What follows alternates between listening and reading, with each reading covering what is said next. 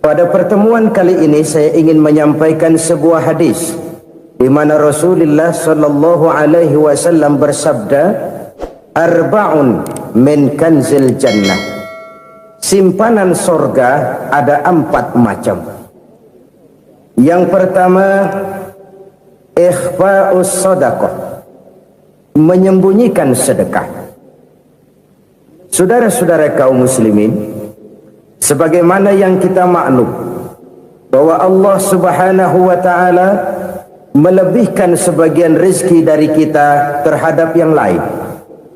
Ada yang kaya, ada yang setengah kaya, ada yang miskin, ada yang setengah miskin, dan selanjutnya.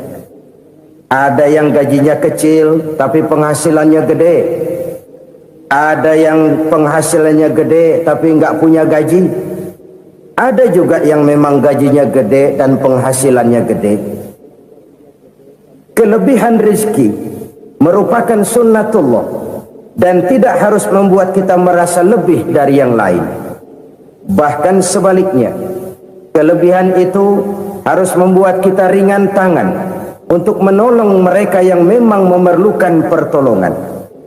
Kalau saudara diberikan ilmu, maka pertanyaan akhirat cuma satu: ilmumu kau amalkan untuk apa?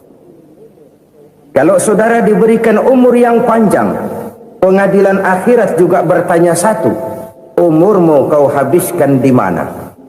Tapi kalau saudara diberikan harta, pengadilan akhirat akan bertanya dua: hartamu kau dapat dari mana? Kau belanjakan kemana?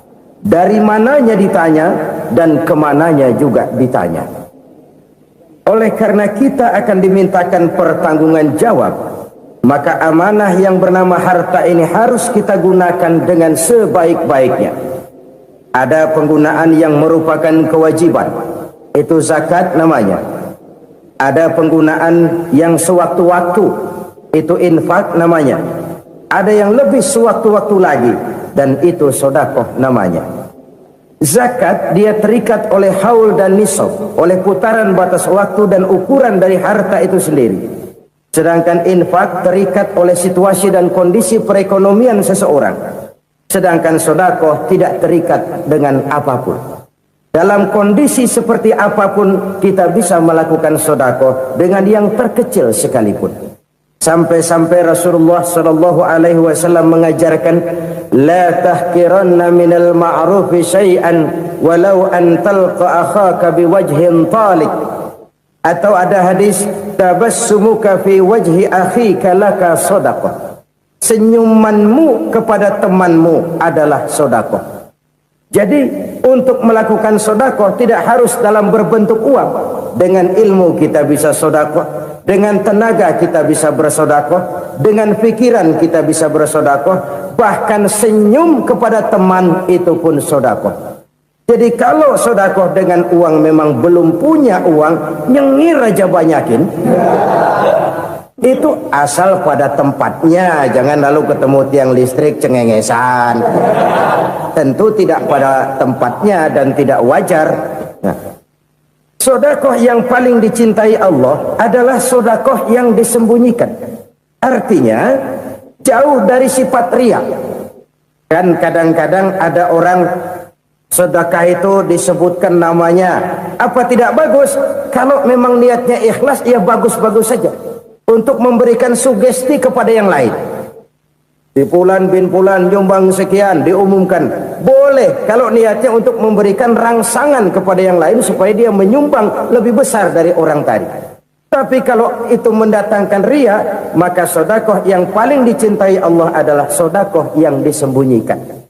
Tangan kiri saja tidak tahu apa yang diberikan oleh tangan kanan. Sedekah yang dilakukan dengan ikhlas akan merupakan perbendaharaan surga, tersembunyi dari pandangan orang lain, tidak seorang pun tahu. Karena memang sikap yang baik adalah melupakan kebaikan dan mengingat kesalahan. Itu salah satu ciri orang bahagia. Orang yang selalu mengingat kesalahannya dan berusaha melupakan segala kebaikannya. Kalau dia akan berada kebaikan, dia tidak bisa ikut, dia merasa rugi karena dia merasa belum pernah berbuat baik. Tapi kalau akan melakukan kesalahan baru, dia ingat kesalahan yang sudah-sudah, sehingga terhalang baginya untuk melakukan satu kesalahan baru.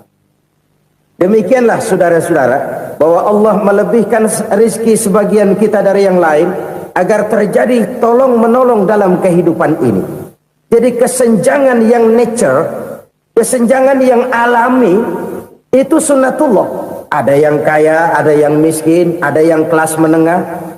Nah, kenapa lalu sekarang kita berusaha mengentaskan kemiskinan? Oleh karena adanya kesenjangan struktural.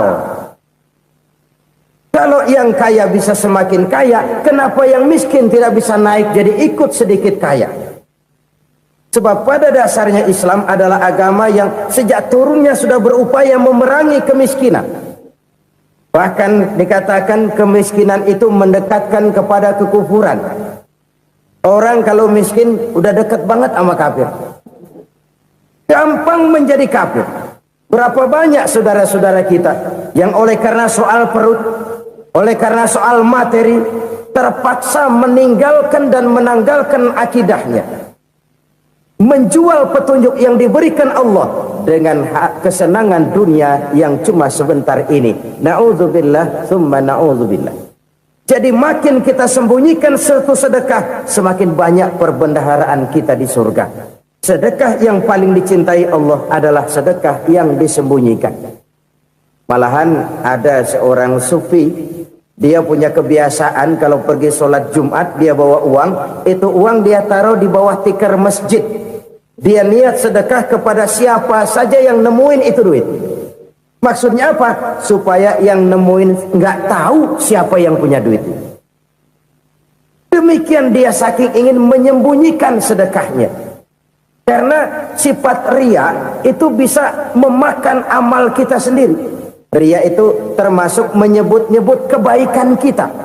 Orang yang suka nepuk dada, sedikit-sedikit ngitungnya kalau nggak gua. Tuh kalau nggak gua tuh.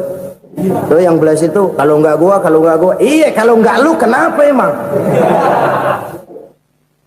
Orang yang suka menepuk jasad, biasanya memang begitu saudara-saudara. Kalau perang lagi berkecamuk, orang nggak sempat ngaku jadi pahlawan.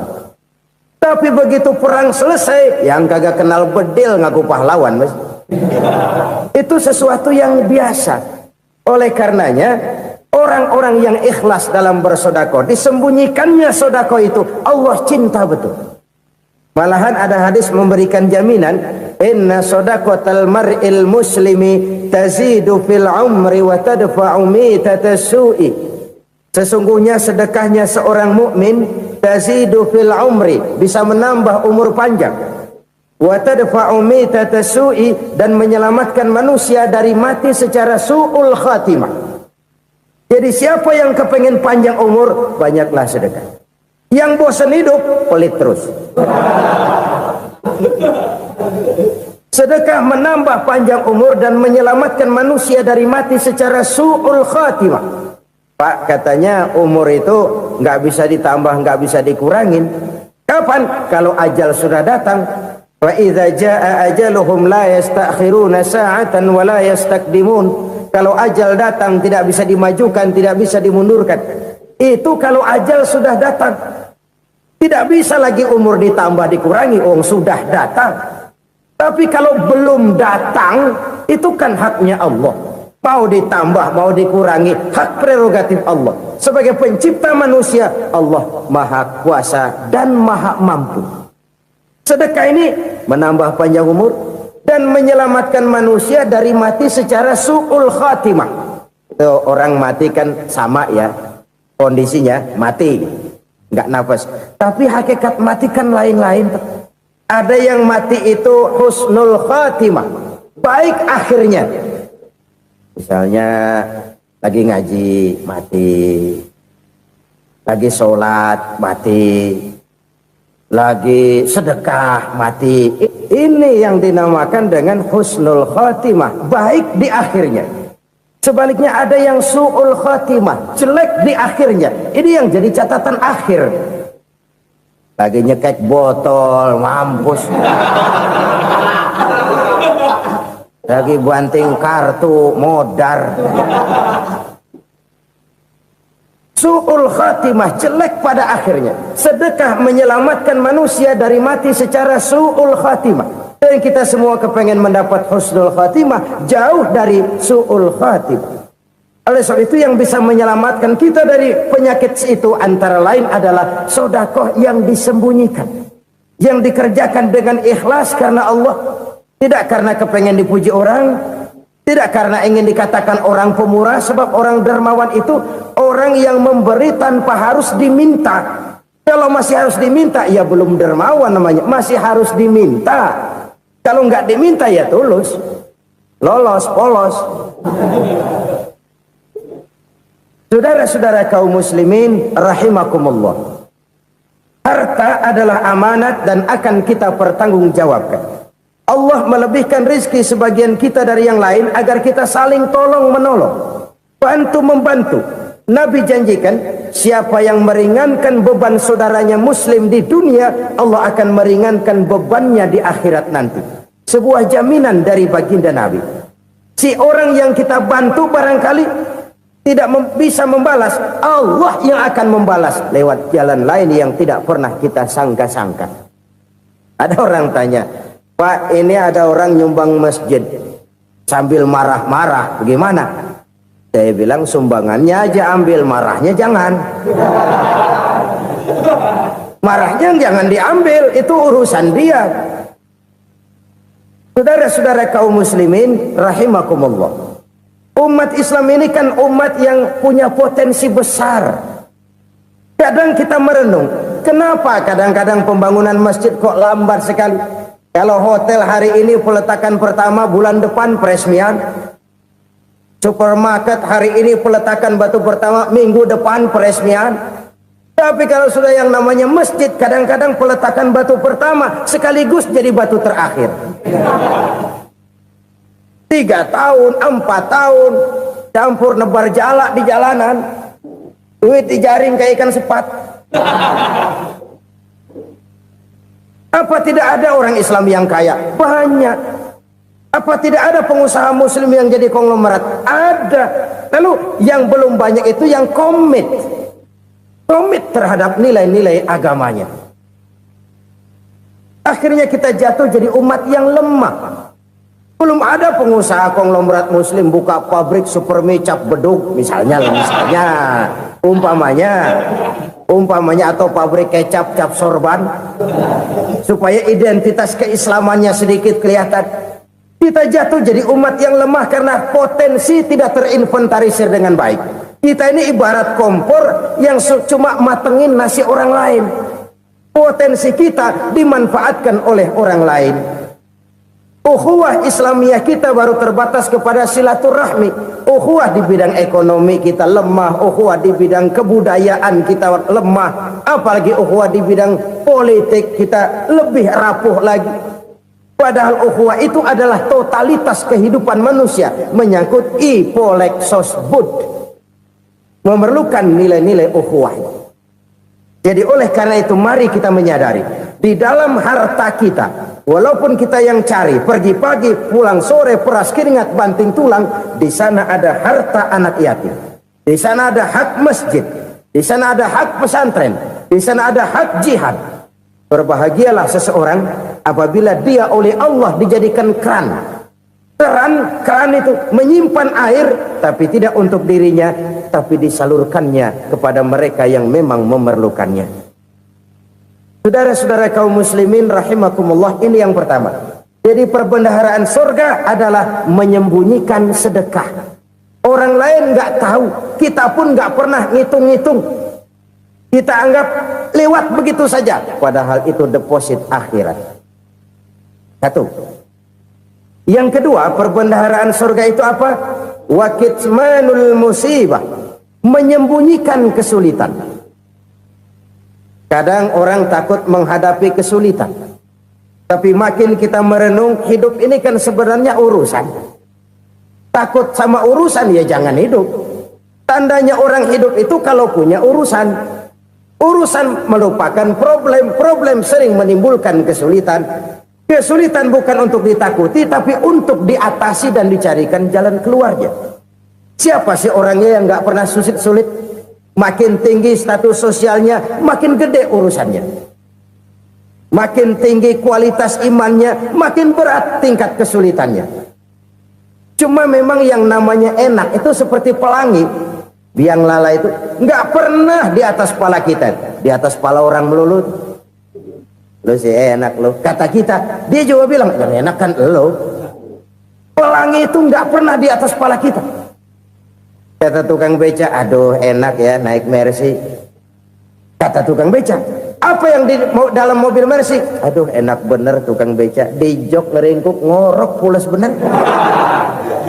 Saya kamar pakai AC sejuk, tempat tidur sutra empuk, alga spring bed, gula kulik nggak bisa pulas kalau belum minum Valium, belum tidur. Enak bener tukang beca, di jok ngorok nggak tahu wetan kulon.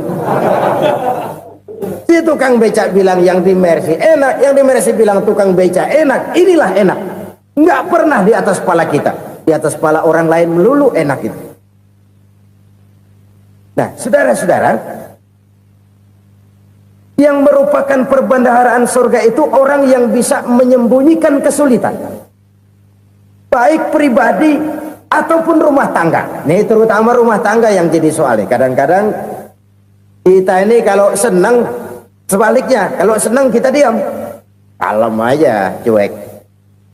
Banyak banget duit kita bawaan, diam aja udah. Malah ketemu orang takut. Tapi begitu susah, sekampung tahu.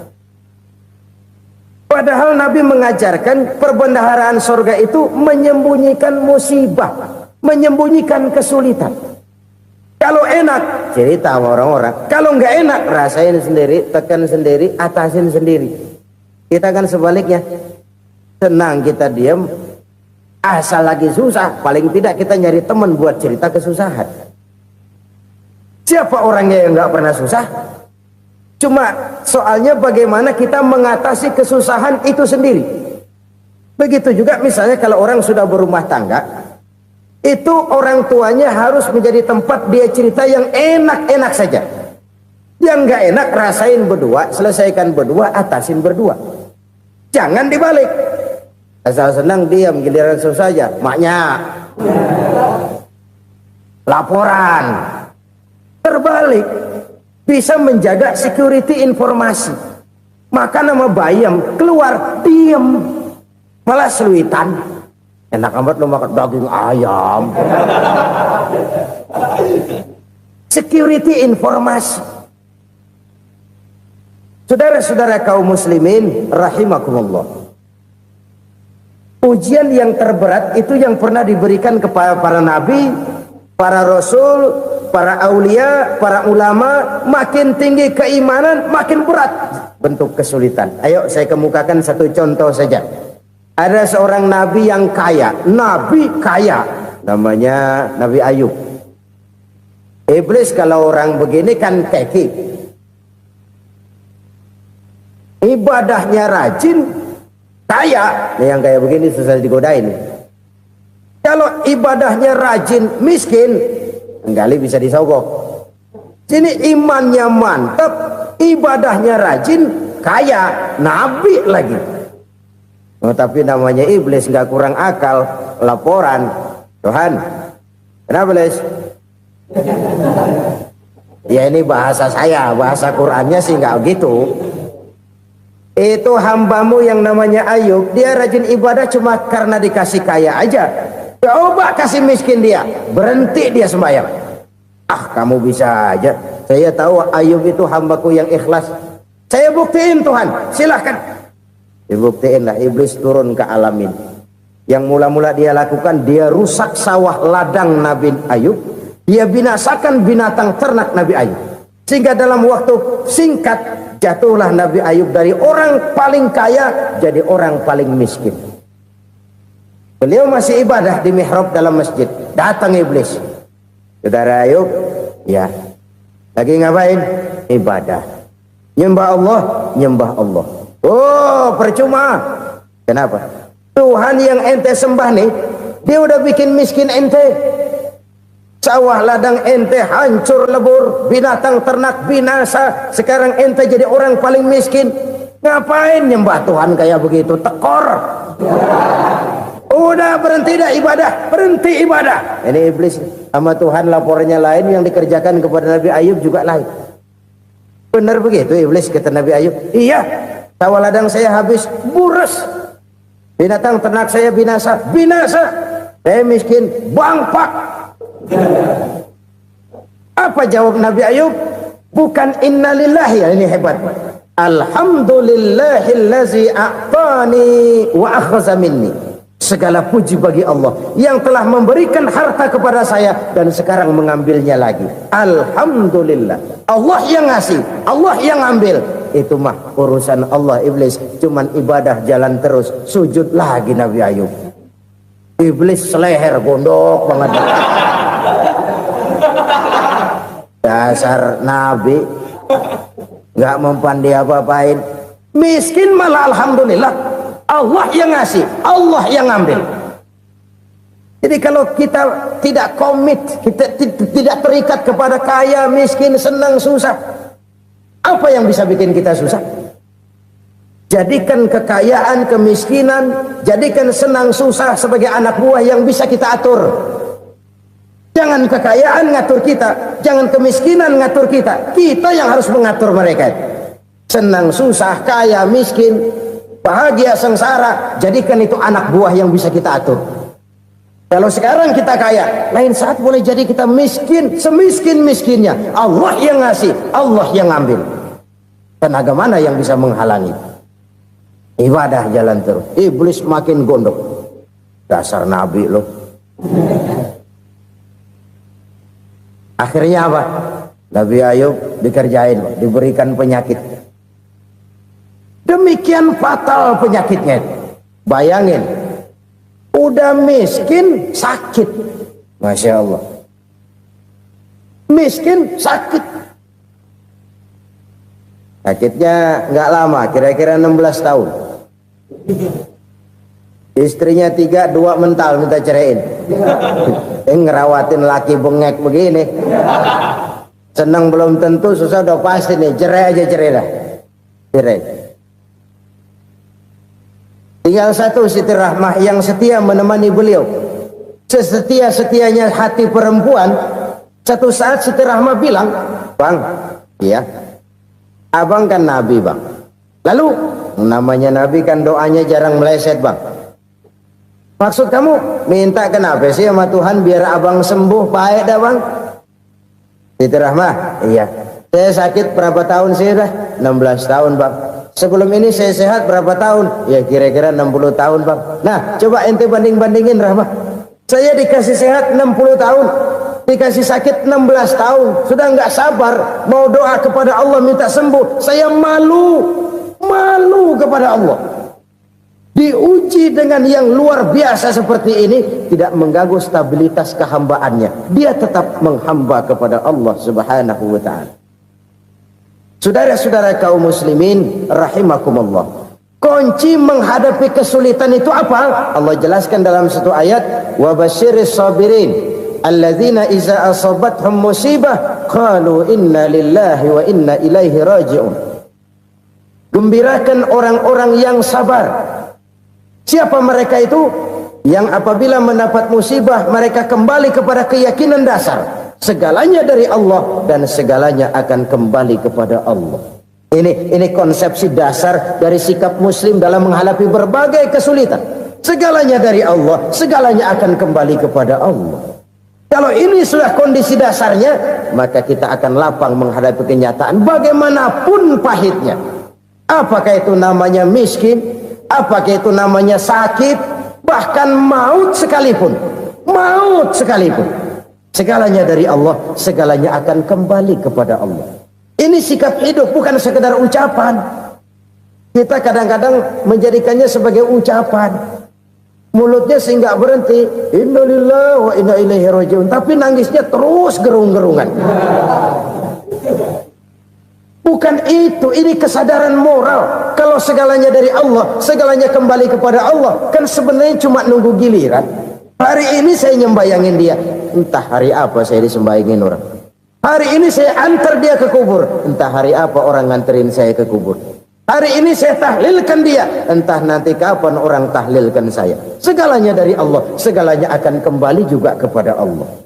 Oleh sebab itu saudara-saudara, kesulitan bukan untuk ditakuti, kesulitan justru untuk diatasi, dicarikan jalan keluarnya. Dan tidak ada orang yang tidak pernah mendapat kesulitan, tidak ada.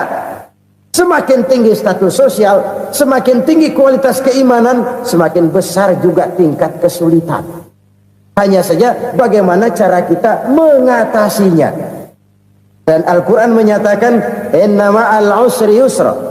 Di balik kesulitan itu pasti ada kemudahan. Roda itu berputar. Karena itu Rasulullah sallallahu alaihi wasallam mengingatkan kepada kita, ta'arraf ila Allah fir raha ya'rifka fis syiddah.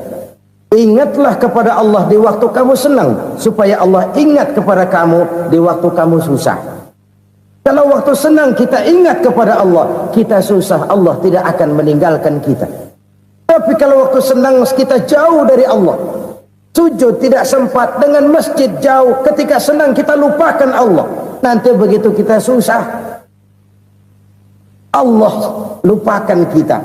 Dan itu menyakitkan. Oleh karena itu orang-orang tua kita dulu bilang, kalau lagi sehat ingat-ingat lu bakal sakit nanti.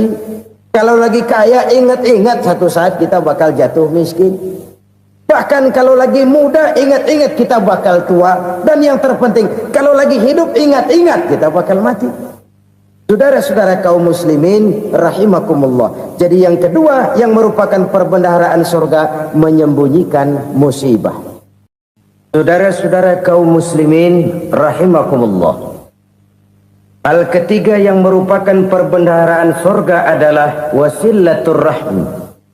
Orang yang suka bersilaturahmi.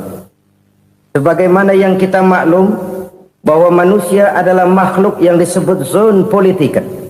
Makhluk sosial yang tidak mungkin hidup sendiri-sendiri. Betapa dan siapapun kita memerlukan orang lain. Bodoh betul manusia kalau tinggal di tengah masyarakat tapi tidak mau bermasyarakat. Merasa hebat sendiri, pinter sendiri, gagah sendiri, kaya sendiri. Mungkin kalau mati juga ngubur sendiri. Jangankan kita di sini, di sorga saja Nabi Adam waktu sendirian bengong melulu, ngondar mandir. Allah tegur dam sepi dam. Jadi ini kalau bahasa saya, iya Tuhan sepi ini nggak ada coret-corekan pisan ini.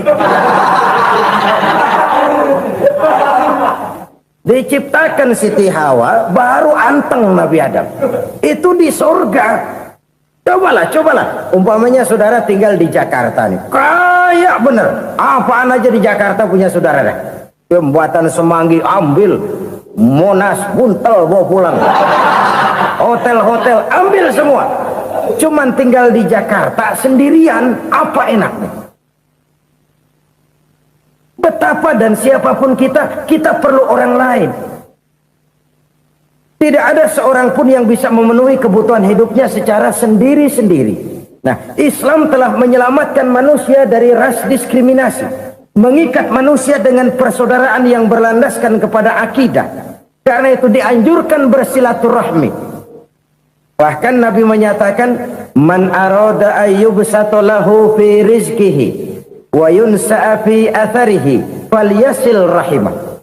Siapa yang kepengen diluaskan rezekinya dan dipanjangkan usianya, banyaklah ia bersilaturahmi. Siapa yang kepengen dimudahkan rezekinya, hendaknya ia banyak bersilaturahmi. Kalau banyak teman, kesulitan kan paling tidak ada tempat cerita. Udah susah, sendirian kita pikirin diri, nggak ada tempat tukar pikiran. Cepet banget sama bengek. Dilawan sendiri. Nah, secara makro kita bisa berkata, tidak mungkin ada kemenangan kalau tidak ada kekuatan. Tidak ada kekuatan kalau tidak ada kesatuan dan persatuan. Tidak mungkin ada kesatuan dan persatuan tanpa semangat silaturahmi. Kalau umat Islam mau menang, dia harus kuat. Kalau umat Islam mau kuat, dia harus bersatu.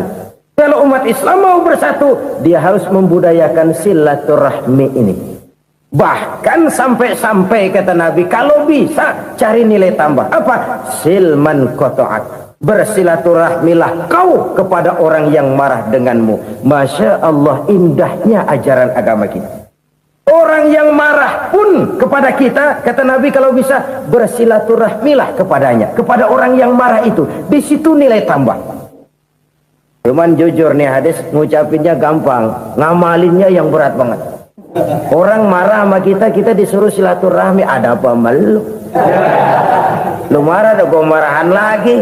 Tunggu pikirin. Saudara-saudara kaum muslimin rahimakumullah. Tapi ini yang diajarkan, bahkan ini yang dicontohkan oleh baginda Rasul. Bagaimana begitu mudah? Misalnya satu saat Abu Jahal ini ngatur strategi bagaimana bikin Muhammad celaka. Dia gali lubang di depan tempat tidurnya. Dia tutupin daun korma. Terus dia panggil seseorang, ke sini. Kasih tahu Muhammad, pamannya sakit keras, minta ditengokin. Berangkat orang ini ke sana. Muhammad, labbaik. Pamanmu sakit keras, dia minta ditengokin. Baik, saya akan datang menjenguk beliau. Berangkatlah Nabi ke rumah Abu Jahal tanpa prasangka apapun. Abu Jahal udah pasang setil, selimut 3 rangkap setengah dipakai, persis kayak orang meriang. Tapi sembari ngintip dari balik selimut, begitu Muhammad buka pintu, nah masuk perangkap nih. Muhammad jalan menuju tempat pembaringan. Makin lama makin dekat, makin lama makin dekat, makin dekat ke lubang yang dipasang oleh Abu Jahal itu. Dalam hati Abu Jahal, terus dah jatuh, mampus dah lo ini. Mampus lo hari ini. Apa yang terjadi? Malaikat Jibril datang. Muhammad, pamanmu cuma pura-pura sakit. Di depan tempat tidurnya ada lubang perangkap supaya kamu jatuh ke situ. Sudah, kamu pulang. Balik kanan Nabi. Sudah hampir jatuh ke lubang, balik kanan, pulang. Bayangin kecewanya Abu Jahal. Muhammad dikit lagi, Muhammad dikit lagi. Enggak paman, saya pulang aja. Emosi bangun dari tempat tidur, enggak sadar kalau lagi pura-pura sakit. Lompat ngejar Nabi, dia lupa dengan lubang yang dia gali. Usrak, nyemplung sendiri ke dalam lubang.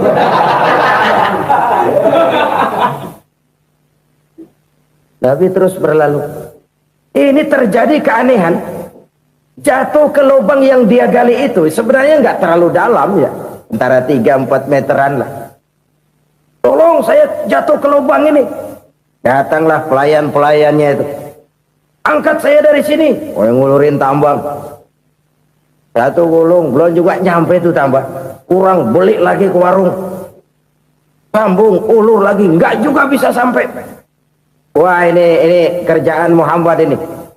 Tolong, siapa salah seorang kamu ke rumah Muhammad, kasih tahu encangnya kecebur. Minta ditolongin. Sampaikan kepada Rasul. Kenapa? Pamanmu jatuh ke lubang, Muhammad minta tolong diangkatin. Tambang udah nyambung-nyambung nggak nyampe juga. Ya, nanti saya datang, saya tolong. Coba. Nyata-nyata orang berniat jahat mau mencelakakan dia. Datang dia menolong. Ini yang disebut air tuba dibalas air susu ya ini. Bukan sebaliknya. Air tuba dibalas air susu. Paman, kecebur ya? Iya Muhammad, tolong ini. Pegang tangan saya. Nabi ulurkan tangannya. Nyampe. Dipegang oleh Abu Jahal. Diangkat ke atas. Sampai atas. Apa kata Abu Jahal? Sihirmu memang hebat Muhammad. Udah ditolongin dikata sihir. Yang enak kita kemplang kan itu orang begitu. Urusan apa? Tapi inilah akhlak.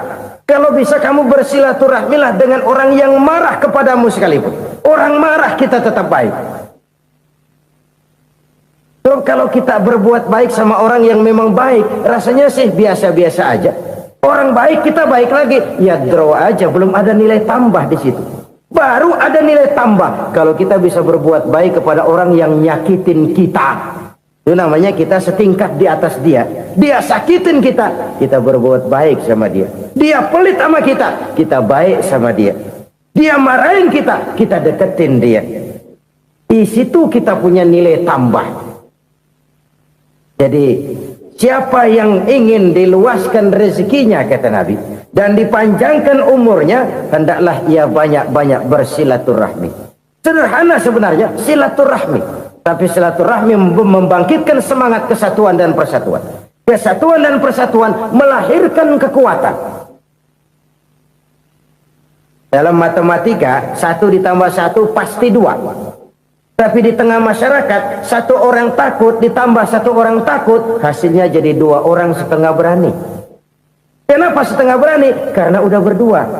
Tadi pan takut sendirian. Kalau dia kumpul turu-turu takutlah jadi berani. Kita yang lemah, kita yang tidak berdaya, kita yang miskin, kalau mau kompak bersatu, apa yang nggak bisa kita kerjain? Apalagi tinggal di kota besar, pilihan cuma 2, bertahan atau minggir. Bertahan atau minggir.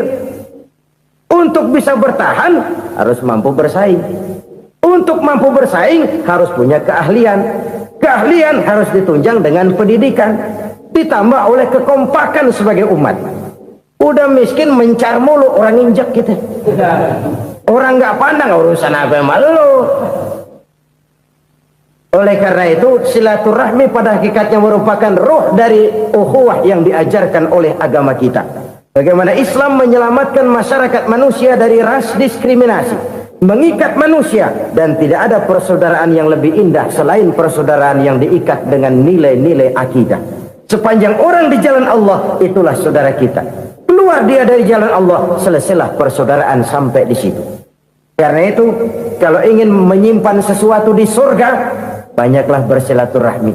Datang ke rumah ini, datang ke rumah itu, dan lain sebagainya. Itu simpanan kita di akhirat nanti. Ini yang ketiga. Saudara-saudara, yang keempat, perbendaharaan surga itu apa? Wa qawlu la hawla wa la quwwata illa billah. Ucapan la haula wa la quwwata illa billah. Ibadah kan ada yang berat, modalnya besar. Bangun masjid berat, modalnya besar. Bangun rumah sakit berat, modalnya besar. Ada ibadah yang berat tapi modalnya ringan. Misalnya puasa. Puasa itu berat, mengendalikan nafsu. Kalau sekedar nggak makan nggak minum sih enteng, mengendalikan nafsu itu jihad terbesar. Tapi kan modalnya ringan, cuma niat saja. Ini ibadah berat, modalnya ringan. Ada ibadah yang ringan, modalnya juga enteng. Seperti termasuk ucapan la haula wa la quwwata illa billah. Tanpa sadar, la haula wa la quwwata illa billah, nyelengin tuh di surga. Nyelengin, kita nggak terasa nyelengin simpenan akhirat. La haula wa la quwwata illa billah, nyimpan lagi.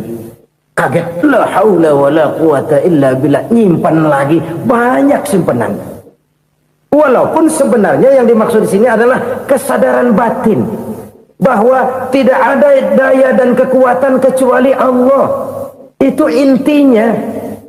Kita memulai pekerjaan disunahkan baca bismillah, kan begitu. Apa itu? Kesadaran moral bahwa ini saya bisa kerjakan. Saya kerjakan ini dengan menyebut nama Allah. Kenapa? Kalau Allah tidak memberikan daya dan kekuatan, mana mampu saya kerjakan ini. Maka saya kerjakan ini dengan menyebut nama Allah. Bismillah.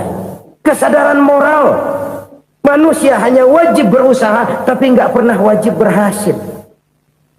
Banyak hal-hal yang kalau kita renungkan secara rasio nggak mungkin, tapi jadi kenyataan. La haula wa la quwwata illa billah. Tidak ada daya dan kekuatan kecuali bagi Allah semata-mata. Kesadaran moral akan kelemahan dan keterbatasan makhluk bernama manusia. Kadang kita kagum dengan otak, tapi kita sering lupa sama yang bikin otak. Padahal bagaimanapun hebatnya otak, yang bikin otak pasti lebih hebat dari otak. Nggak percaya, silahkan otak-otakan. Inilah kecenderungan. Kita kagum dengan pesawat-pesawat mutakhir, bukan main, besi gede banget terbang itu. Alangkah hebatnya. Lalu apa yang bikin otak tidak lebih hebat dari itu semua? Kita puji laut, apa yang bikin laut tidak lebih hebat dari laut itu? La haula wa la quwata illa billah. Tidak ada daya dan kekuatan kecuali Allah. Apa yang bisa kita lakukan kalau tidak karena daya dan kemampuan yang diberikan oleh Allah kepada kita? Lahirlah sikap tawadu, rendah hati, tidak melonjak menjadi angkuh dan sombong, sadar akan kelemahan dan keterbatasan diri sebagai makhluk yang diciptakan oleh Allah Subhanahu wa taala. Jadi satu sisi ini ucapan yang berpahala, la haula, jadi wiridan. Pada sisi lain ini kesadaran moral, sikap mental, kesadaran batin bahwa yang punya daya dan kekuatan itu cuma Allah. Kita nggak pantas untuk sombong, sebab sombong itu pakaiannya Allah. Kita nggak sedang pakai pakaian Allah, kegedean. Dan makin kita renungi, makin terbentur. Apa sih yang bisa kita sombongin? Kita mau sombong apa? Kaya, pintar, itu kan semua relatif. Di atas langit masih ada langit lagi. Jadi oleh karenanya, marilah kita menyadari, manusia hanya wajib berusaha, tapi tidak pernah wajib berhasil. Yang berusaha saja tidak wajib berhasil, apalagi yang tidak berusaha. Islam bukan agama orang pemalas yang selesai sholat lalu endelohom, nggelenggem ayem-ayem. Tapi Islam bukan agama orang sombong yang setelah berusaha lalu tidak memerlukan Allah. Kita bisa saja bikin proyeksi, tahun sekian kita bakal panen besar menurut perhitungan otak. Tapi ada kejadian lain. Apa? Tikus ngambek. Habis itu dimakanin tikus, panen gagal. Proyeksi rasional gagal oleh tikus-tikus yang ngambek itu. Bisa saja terjadi. Tahun depan kita panen besar, urung. Kenapa? Musim panas panjang. Dan sekarang ini koran-koran bikin berita musim mengalami penyelewengan. Bukan cuma manusia yang nyeleweng sekarang. Musim pakai nyeleweng. Mestinya kan musim hujan udah selesai, masih hujan-hujan juga. Musim. Nah sekarang kita boleh bikin proyeksi, kita bakal panen besar. Tahu-tahu musim panas panjang, sawah retak, air kering. Cari teknokrat yang paling botak, suruh pendekin tuh musim panas. La haula wa la quwata illa billah. Inilah kesadaran moral. Saudara, saya teringat satu saat ada seorang konglomerat. Umurnya ya kira-kira 70-an. Satu saat dia ditanya oleh wartawan, "Pak, umur Bapak berapa sih?" "Ya paling 10 tahun." 10 tahun? 10 tahun? Anak Bapak berapa orang? Satu saja? Satu. Harta Bapak berapa? Ya paling-paling bangsa 7 juta kali. 7 juta? Iya. Pak, kenapa Bapak bohongi saya? Bapak punya buku biografi. Koran-koran, majalah-majalah banyak memuat cerita riwayat hidup Bapak. Saya tahu umur Bapak 70. Kenapa bilang cuma 7 tahun? Saya tahu anak Bapak 8. Kenapa cuma bilang 1? Saya tahu harta Bapak miliaran, mungkin triliunan. Pabrik di mana-mana, bank di mana-mana. Kenapa bilang uang Bapak cuma 7 juta? Nah, kata si konglomerat tadi, kamu benar nak, kamu benar. Umur saya kalau jumlahnya memang 70 nak. Cuman ingat-ingat saya, baru 7 tahun terakhir ini saya sujud. Baru 7 tahun terakhir ini saya berusaha dekat dengan Allah. Saya laksanakan perintahnya, saya jauhi larangannya. 7 tahun inilah rasanya yang ada nilainya di hadapan Allah. Yang 63 tahun matong, kelabu, kelem umur gue. Habis untuk maksiat, untuk munkarat. Maka ketika ditanya tadi, umur saya 7 tahun itu. Oh begitu Pak. Oh iya. Lalu anak Pak, anak Bapak kan 8. Kenapa bilang cuma 1? Nah, kalau jumlah hitungannya memang anak saya 8. Tapi dari 8 orang ini rasanya cuma satu nih yang bakal jadi buah hati, belahan jantung, pelanjut cerita, penerus sejarah, bakal jadi anak soleh yang akan mendoakan saya. Cuman satu rasanya anak saya ini yang bakal jadi buah hati saya, besar-besaran saya, yang akan mendoakan di kubur saya, yang akan mendoakan di akhirat saya. Yang 7 orang mana, Masya Allah, yang satu tenggeng, yang satu nyekek botol mulu, yang satu nggak karu-karuan. Makanya saya bilang satu anak saya yang akan bisa mendoakan saya. Oh begitu Pak. Iya. Nah harta Pak, harta Bapak kan triliunan, pabrik Bapak di mana-mana, uang Bapak hampir di tiap bank-bank besar. Kenapa bilang cuma 7 juta? Betul kau nak. Harta saya kalau jumlahnya memang miliaran, triliunan mungkin, tapi yang saya ingat baru 7 juta tuh yang saya belanjakan di jalan Allah. Saya nyumbang masjid, saya santuni yatim piatu, saya bantu pembangunan pesantren, saya bantu pembangunan rumah sakit Islam. Itu yang akan saya bawa pulang ke akhirat, yang 7 juta itu. Yang triliunan itu nanti akan diperebutkan oleh anak-anak saya sebagai waris saya.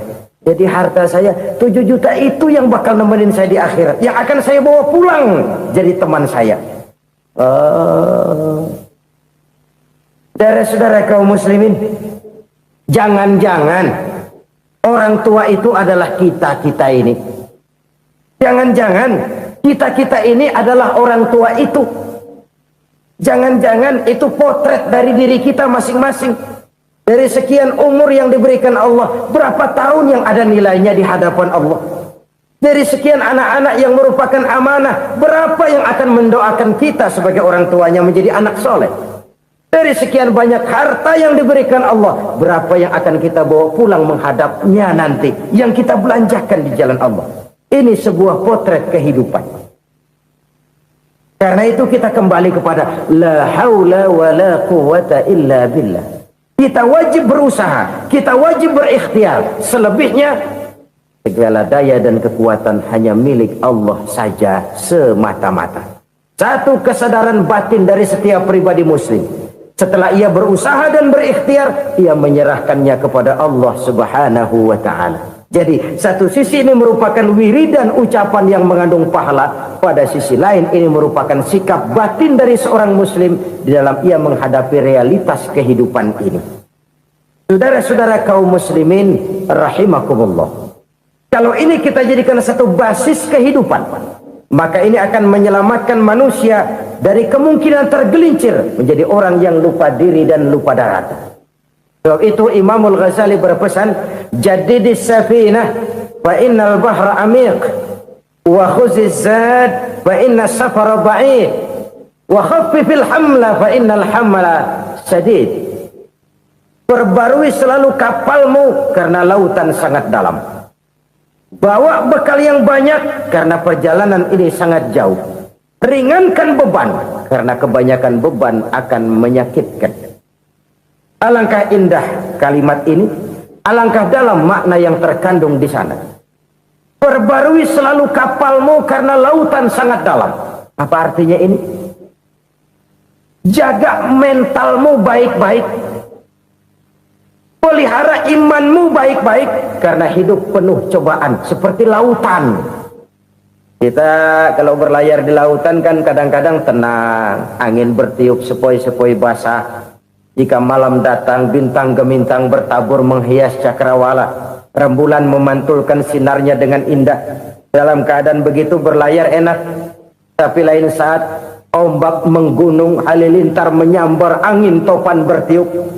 Berapa banyak sudah saudara-saudara kita yang tenggelam di lautan dunia tanpa sadar bahwa dia belum sampai kepada pantai yang akan dituju. Berapa banyak sudah saudara-saudara kita yang tenggelam di lautan dunia ini tanpa sempat bangkit lagi.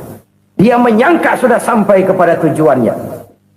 Hati-hati kapal jangan sampai bocor karena lautan sangat dalam. Iman ini jaga baik-baik karena hidup penuh dengan ujian. Wa khuzizat fa inna safara ba'id. Bawa bekal yang banyak karena perjalanan sangat jauh. Saudara mau ke Bandung, bawa duit. Saudara mau ke Surabaya, banyakan lagi duitnya. Saudara mau ke Mekah, gepokan, iketan tuh duit, nggak lembaran lagi. Makin jauh perjalanan, makin banyak bekal yang harus kita bawa. Kalau saudara dari Jakarta mau ke Surabaya, kagak bawa duit berangkat juga, itu sih bukan berani namanya, nekat. Sampai Surabaya belum